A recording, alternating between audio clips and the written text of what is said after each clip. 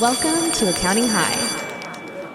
This isn't even like the development of cloud. I mean, this is, in terms of magnitude, this is up there with certainly the computer, steam engine, and maybe like fire. I don't know yet, right? We're still figuring it out. It's the calculator that we never had for the other half of our brain. We all use calculators Yeah, that's in a good way to think school. about it. Kids take calculators to the SATs. Now, kids have a calculator to write papers, to write essays. Yeah. You know, it's about the inputs and about what they put in. If they're going to get Yep. the right answer, what the right thing's going to come out. May I have your attention, please? I repeat, may I have your attention, please? This is another public service announcement brought to you in part by Accounting High, the views and events expressed here are of the next generation of accounting and tech professionals leading this space. Welcome to Accounting High. Whether you loved high school or you hated it, here we're on a mission to set our own traditions. Here's your chance to be a part of an unforgettable experience redone. So sit back, relax, and open your mind because class is in session. anything else? Yeah. So without further ado, introducing the star of our show. Scotty and Davis Bell. We're gonna have a problem here.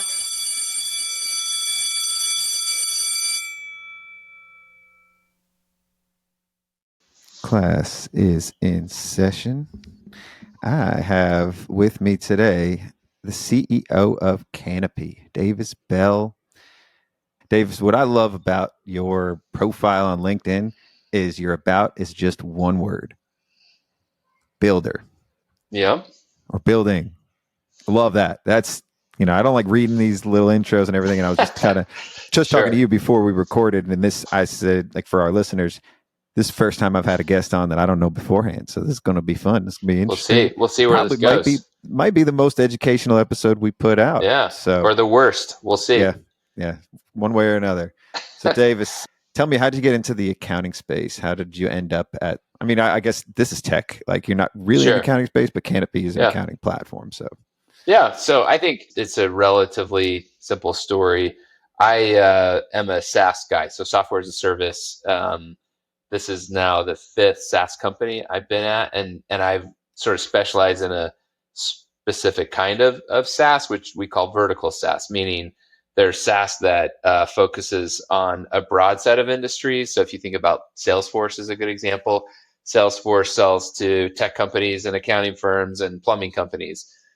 So vertical SaaS is different than that. That's horizontal SaaS. Vertical SaaS is software that is dedicated to a very specific industry. So accounting as an example. So I've sort of been at companies that serve universities, K-12 schools, in the sort of tour operator space, and accounting is the, one that I ended up at Canopy. So variety of roles, and, been in accounting since I came to Canopy just a little under 4 years ago.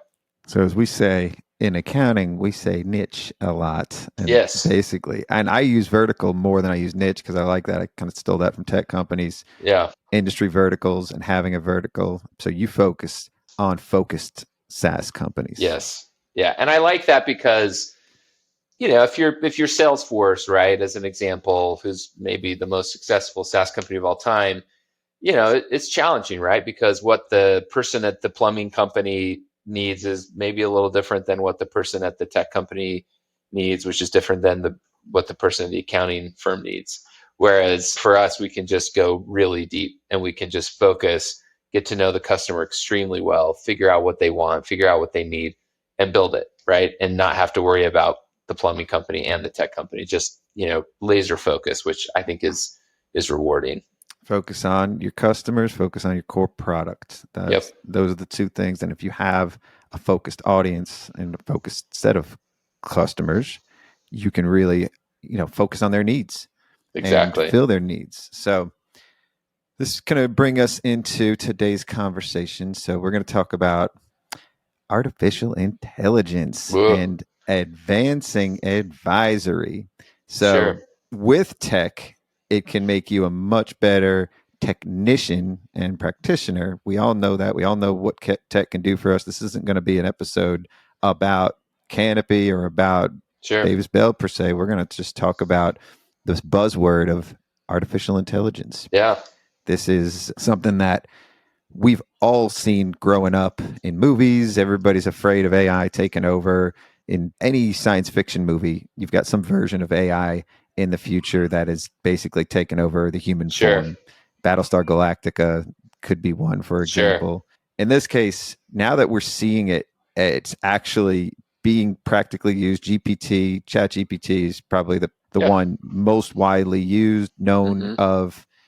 It's different than I think we all envisioned. That's the one thing I found the most interesting is it's a lot more creative than it is analytical. What has been your impression this year? Because I mean, it was late last year that everybody was able to toy around with this.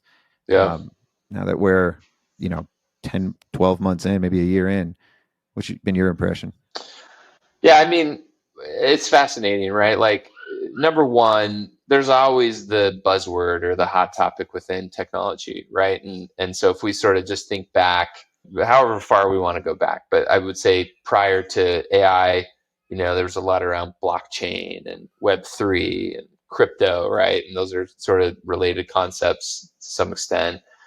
And I think, I always pay attention to them, right? Whatever that sort of, hot topic of the day is part of my job to understand it and watch it. I'm relatively skeptical of the hot topic. I mean, the tech world, the venture-backed tech world is sort of notoriously jumpy and like seizes on short attention span. Yeah, it's like squirrel syndrome or whatever, like in the movie Up. So it's like they seize on the big thing and the investors write a lot of, big checks to whoever says, hey, I'm doing this thing, and no one really understands it, but they want to be at the forefront.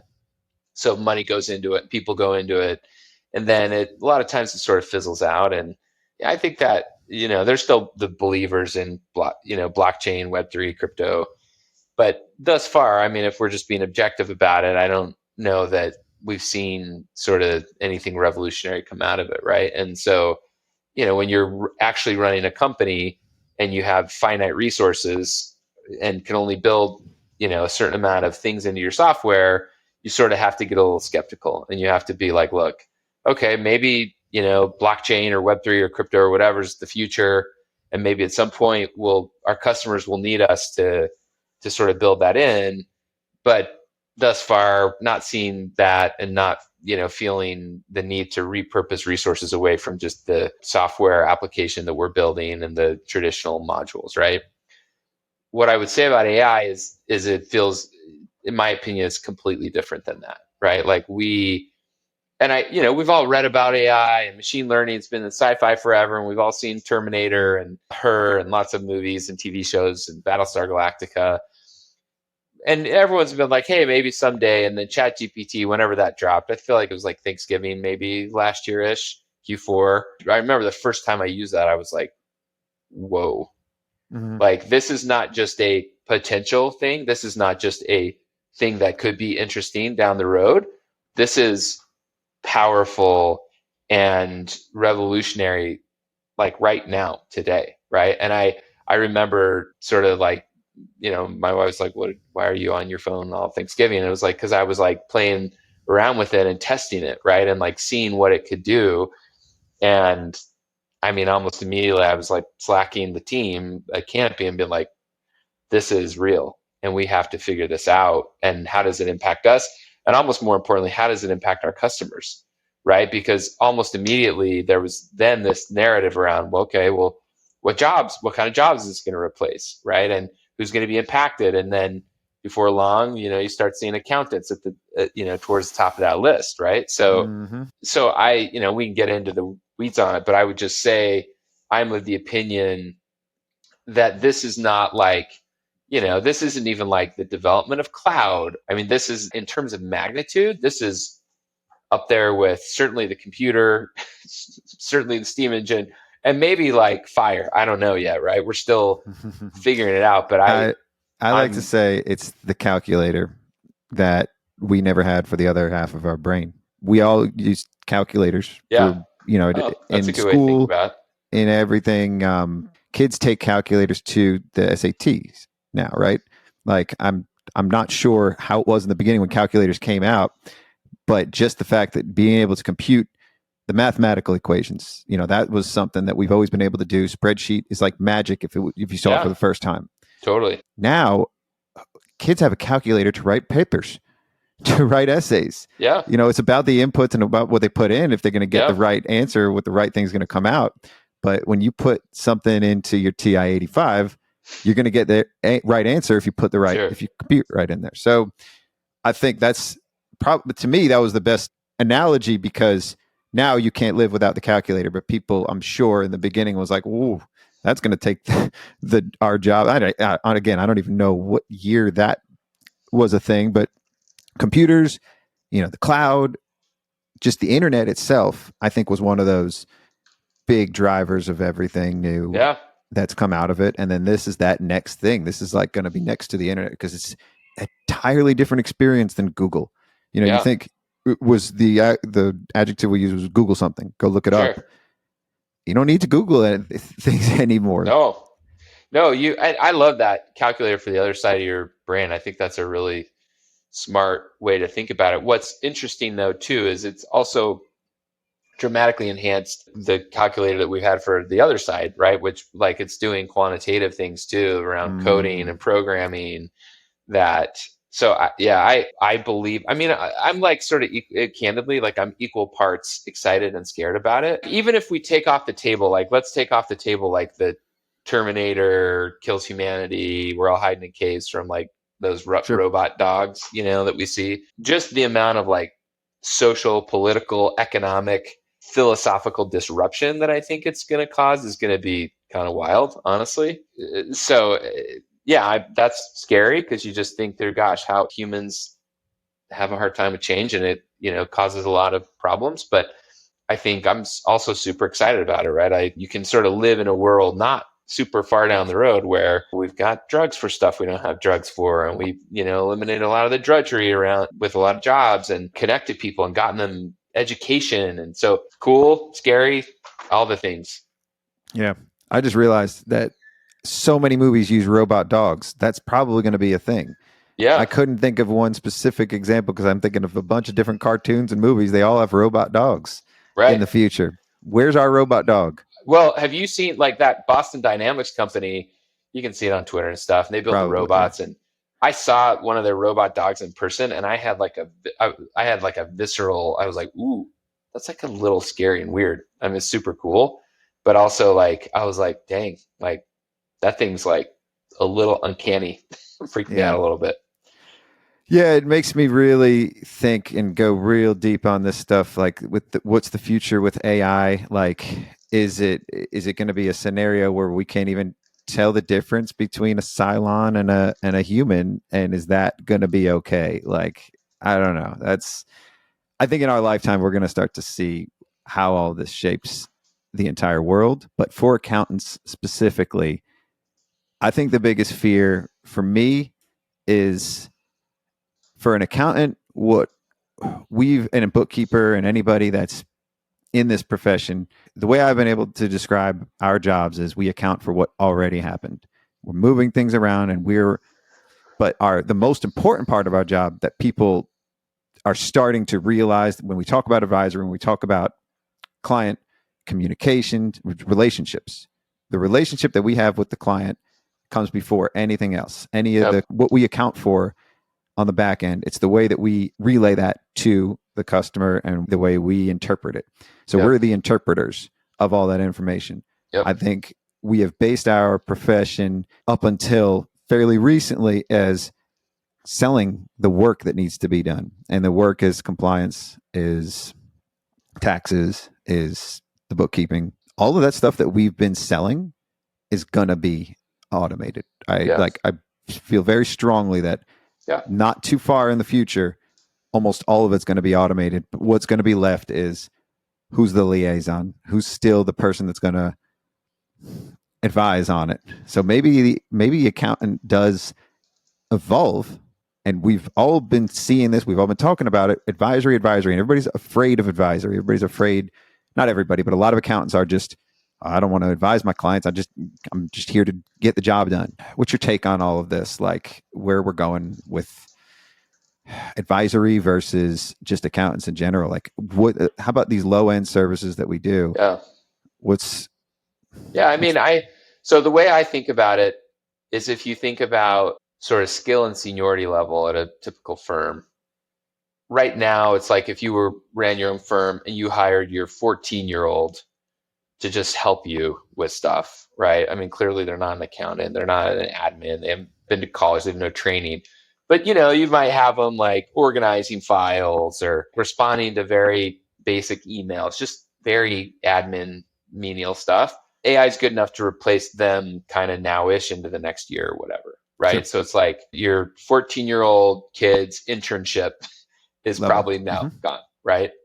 And then I think if you give it another year or two, then you think about an admin, right? And someone who's just doing some of that work, but higher level, more skill, got some experience, they're an adult. Yeah, I don't know, is it a year? Is it 3? I don't know, but it's not the far distant future where a lot of that, maybe not all of it, but certainly a lot of that, maybe if there's 2 of them or 3 of them, then maybe you need 1. Or maybe you need a half of a person. And then you get into so you just move up the value chain, right? And then there's the junior accountant right out of college, staff accountant, whatever you want to call them, who's just, you give them the easy stuff, right? But they're an accountant, they can do that stuff. Yeah. Over the next while, that person can, a lot of what they do goes away. So I'm not of the opinion that there won't be humans in accounting. I just think that there will be, the less skill, the less creativity that a person's current role requires, the more likely and the faster that is to be supplanted by AI. Yeah, I mean, for sure. And it's just going to evolve to change. I mean, it's going to also increase the value of those at the top of that value chain. They're going to be the most important. I mean, in a way, this solves some of the pipeline problem too, because that, it's going to be the most important people are the ones that are interfacing and that continue to cultivate that human relationship with their clients. Raising fees could probably also impact how we handle this pipeline problem. We trim our client bases. There's a lot of things that we can do to help our capacity issues right now. But I think the most important one is AI, using technology, using cloud software to eliminate. That's what we did at our firm. So we eliminated a ton of jobs years ago when we started using Xero and other cloud apps to automate a lot of the processing that we were doing at our firm.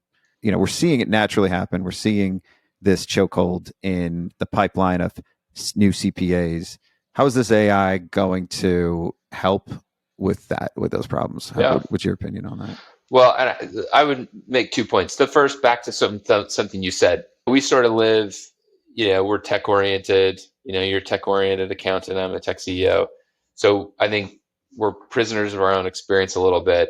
We're talking about the future and AI, and in a lot of ways, there's still a couple steps that haven't happened in the transition, the technological transition, that lots of firms in the world generally haven't made, right? I mean, it's there's still a lot of accountants using paper for a lot of things, right? Or spreadsheets. So, there's still a couple steps, this isn't going to happen overnight where AI is just going to come in, because lots of folks still have to move from, a server in the closet to cloud, as an example, right? But I think to the broader sort of question, I think that business owners, in this case, firm owners, are going to leverage the tools that are available to them to get the work done as well and quickly as possible. And I think that right now, the opportunity for people is software, right? Just sort of modern cloud software. And then before long, AI will be embedded in that modern cloud software, right? Because that's the thing. I think it's important to note, I don't think you're going to just bust open ChatGPT to do this stuff, right? What's going to happen is the innovative software providers are going to embed AI, whether it's ChatGPT or Llama or whatever, one of these large language models is going to be embedded in that, which is what we're doing today. So it may not even totally feel like you're using AI. It's just you're just using software that's suddenly, just takes a lot more off your plate, right? Sure. You have to tell it to do less. It's just smarter. It does stuff in the background without being told. But yeah, 100%, like that's going to happen. I mean, it's only been out for a year and people are shipping AI enabled features, us and lots of other companies like ours. And that is over time going to help address the capacity problem and what I call the lifestyle problem, right? In accounting. So yeah, it's going to happen. It's, the timeline's a little uncertain, but it's certainly not like, hey, one day when our children are accountants, right? Like it's happening in the next little bit. Yeah, for sure. I mean, technology. So I had Liz Wilkie on from Gusto. She's the economist there. She said something that I really loved. She said, humans sit at the seams of the technology. We're there to keep all of it going. We're giving the inputs to it. But what AI is going to do is it's going to help seam a lot of these together without us handling a lot of the inputs or doing certain things. So what AI is going to do is it could probably pull information from other places and automate a lot more than we've been able to do and unlock a lot more of our processing power. So we just sit at the seams between tech and another human. So we are that liaison, so to speak, or we're still going to be the ones like that control the AI. AI is not going to take over in a sense. I don't think I'm too concerned about that at all. Like I think every human was and is that's watching science fiction or thinking what happens when this makes us irrelevant. But in a way, it makes us more relevant and we become more powerful. I've been writing a lot of raps lately. That's what I do now. I rap for accountants. And I've been using AI loosely to do that. It's eliminated 80% of the time that I've been spending on this. Yeah. Oh yeah. And yesterday, I normally spend sometimes 8 hours plus on a verse. This one took me like an hour. And wow. AI, I'm using GPT-4, and with the right instruction, with the right iteration, it's doing what I could do, but better. Right. And it wouldn't be doing that without the inputs I gave it. So I still don't even feel like I'm cheating, so to speak. Yeah. I'm using it to leverage it to make my outputs better. Sure. It knows how to tell story. It's telling stories better than I could. It's interpreting data and information better than I can to distill it down to then break it down into just the story components. And then it's making it rhyme for me too. And it's picking other synonyms, all the little things that I would do to take time with. So, and this is just a creative thing. There's no right or wrong answer to anything I'm using it for right now. Sure. And I think that was the point I was making early on too, was some people say, oh, well, this is not right because it's hallucinating and it's not giving me the right answers or it's making stuff up. But I think that's the whole point, is making stuff up is hard for us. We have writer's block, or we can't think of something. And that's where it comes and kicks in. That's where if we give it the right input, then it's going to eliminate those hours of writer's block or toiling with something to get it there. So I think the early stages, the use cases was we can use it for communications too. It can make us better communicators in emails, especially written communication, because context is something that we have a hard time with. The gap between what we know and what we're trying to communicate, we're leaving things out. So I think this can fill that gap. Yeah. Well, you mentioned email. That was the first AI release we did, was go put in a couple keywords and, just say like, Scotty missing W-2, boom, hit enter, professionally written email from me to Scotty. Hello, Scotty. Your W-2 is late. I need it by Thursday. And then you can iterate on it and like less professional, more professional. And yeah, I mean, that doesn't sound huge, but when you think about how many emails does an accountant write for missing things, and then as we're investing now in like, hey, go read all the context, go see what's going on in this relationship between an accountant and a customer. I mean, over time, that adds up to hours, and then tens of hours, and then hundreds of hours, and thousands of hours. And the hope is, right, that the humans involved in that previously will then be repurposed to go do other more creative things that only a human can do, right? And that's kind of how technology's worked so far, but we'll see. Yeah, it's always, it's happened throughout time. Things become irrelevant or they evolve. I'm using the taxi cab as an example a lot, like the yellow medallion, the taxi cab drivers, and all of the infrastructure and everything invested in that. Yep. And all of a sudden, over a span of probably less than a year, it was irrelevant. They fight to hold on to it, but it was irrelevant. But yet all those people that were driving taxis, they have jobs. they are doing fine. Like, it wasn't like they were eliminated. Sure. And maybe they're driving Ubers now, or maybe they're doing something entirely different. When things get upended, people are going to still find a way to fit their knowledge and fit in the seams of the technology. The technology is still always controlled by us. We're giving it the inputs to then help us with the outputs. So, although I will say, and I love that analogy, but I think there's another angle to it, which is, I go to New York every once in a while, and I noticed the cost of Ubers is just like dramatically increased over the last couple of years. And I went and looked, and it was like, well, yeah, it's because they ran a bunch of the taxis out of business, and now they jacked up the prices. They have no competition. So taxis are cheaper now. Yeah. And also, it's like sometimes, you just want a cab, right? Like, you get out of the airport, it's like you don't want to like figure out where to meet the Uber drivers. So you just like want to go in that cab line. There's like none of them there. So it's a great example in lots of ways. But one of them is that adoption of new technology is messy, and it creates disruption, and it isn't always perfect, right? It's better maybe on a net basis, but like it isn't always the same. And I think you're going to see a little bit of a backlash in a couple of years, right? When you call Delta Airlines or whatever, United, and you can't get to a human, right? And you're talking to an AI agent that's like pretty darn good, but maybe not quite as good as a human. And there's going to be frustration and backlash, and we're all just going to have to like sort this thing out together. Better on a net basis. I like that. It's going to be better on a net basis, but there's going to be a lot of mess in between. Yeah, I love that. Yeah, that's dope. Well, Davis Bell, we're better on a net basis now that we've discussed this and had you on. I appreciate this. Where can people find you? I see you're active on LinkedIn. Yep, active on LinkedIn. Not as active on Twitter, but poke in there every once in a while. But LinkedIn's probably best way. Dope. All right. Well, thanks, homie. Appreciate you. This conversation is kind of like an entry point into a lot of this, but that's good. Yeah, glad to chat. Thanks, Scotty. Talk to you soon. While you're here, don't forget to follow us on Spotify or subscribe on Apple Podcasts or wherever you may be listening to us right now so you don't miss out on any new episodes. Share this episode on social media, tagging us at Accounting High. And feel free to leave us a 5-star review letting us know how the school year is treating you.